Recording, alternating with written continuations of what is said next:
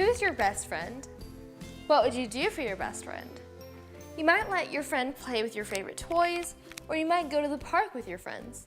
Today's Bible story is about two best friends, David and Jonathan. Jonathan stuck by David no matter what.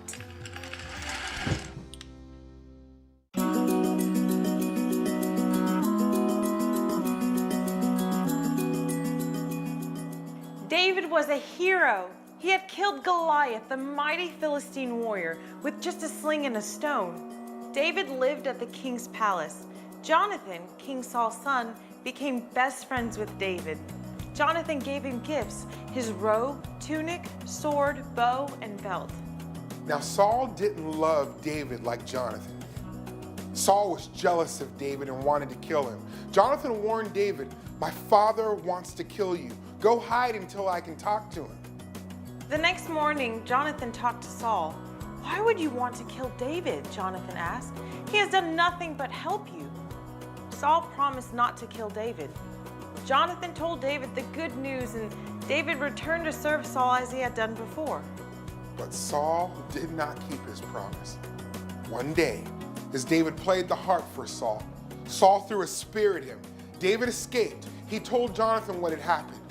"That can't be," Jonathan said. "It's true," David replied. "How can I help?" Jonathan asked. David came up with a plan to figure out how Saul felt about David. "The new moon festival's tomorrow," David explained. "I'm supposed to be at the meal, but I'm not going.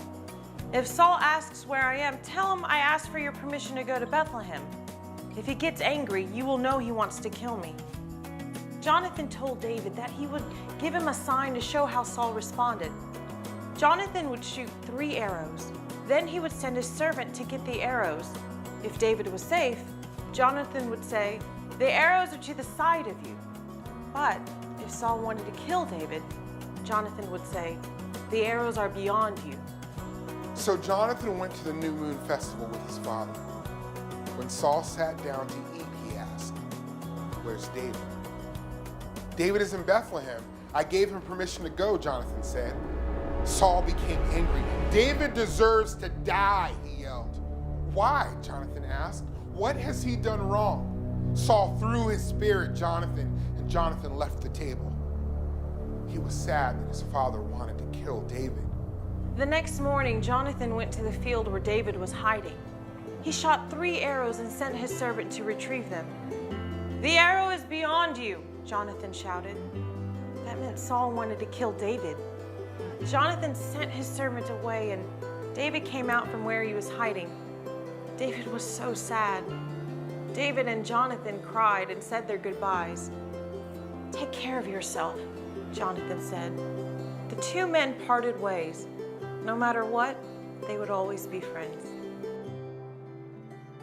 Jonathan was a true friend to David. Jonathan's life gives us a glimpse of Jesus, the mighty friend of sinners. Jesus calls us friends.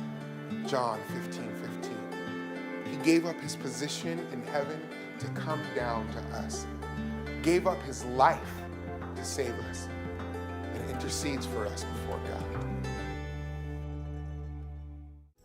Wow, Jonathan was a very good friend. What kinds of things does a good friend do? We have a great friend. His name is Jesus. He's the friend of sinners. And Jesus left heaven to come to us, and he died to save us.